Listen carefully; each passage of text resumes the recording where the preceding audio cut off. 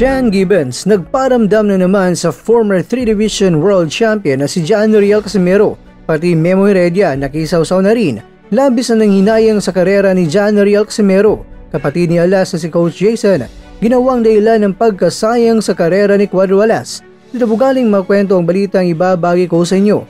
Kaya tara, kwentuhan na!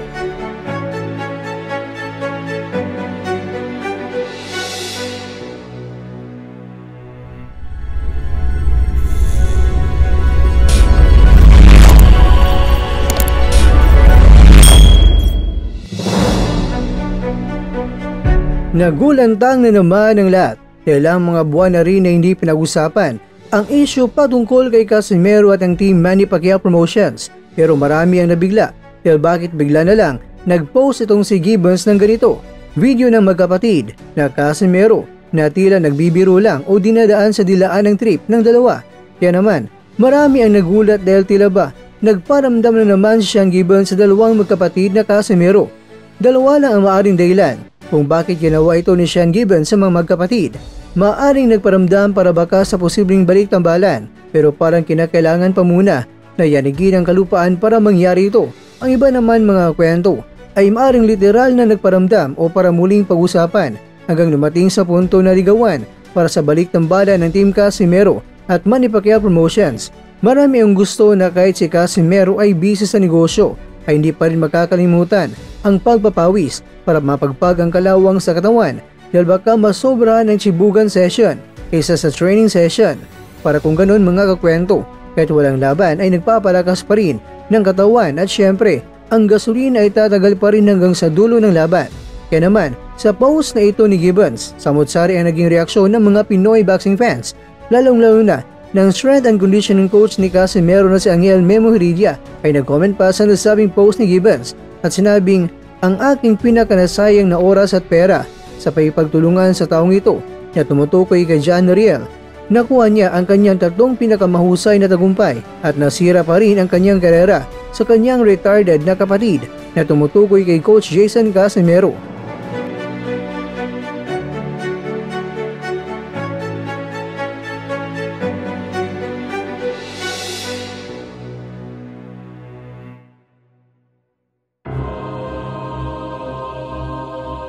Mga kakwento, ano naman ang masasabi mo sa pasabog ni Sean Gibbons sa magkapatid na Casimero?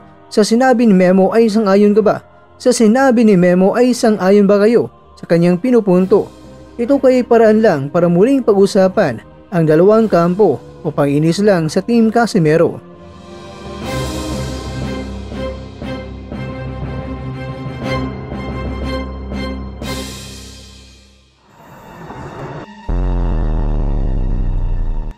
Tindog pa ka?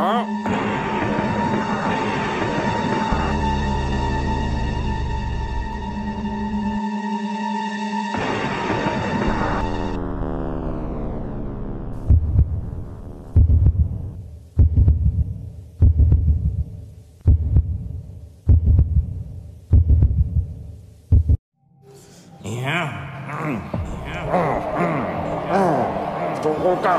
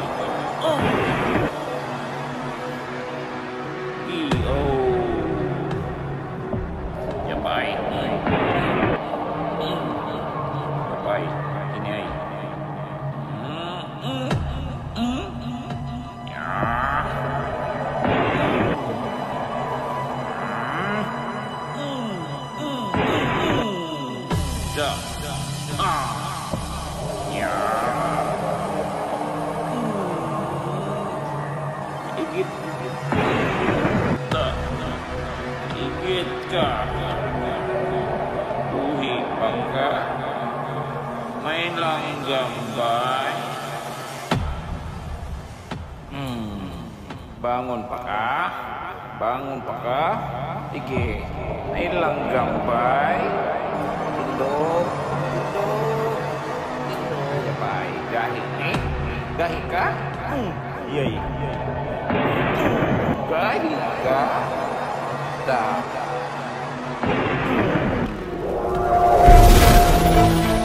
At dyan, nagtatapos ang ating kwento.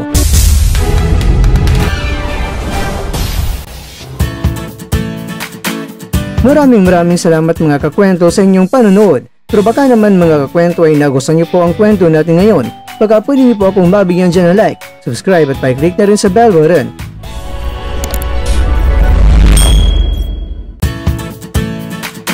Pero bago tayo tatapos mga kwento, syempre, shoutout po muna tayo dyan sa ating mga kakwento.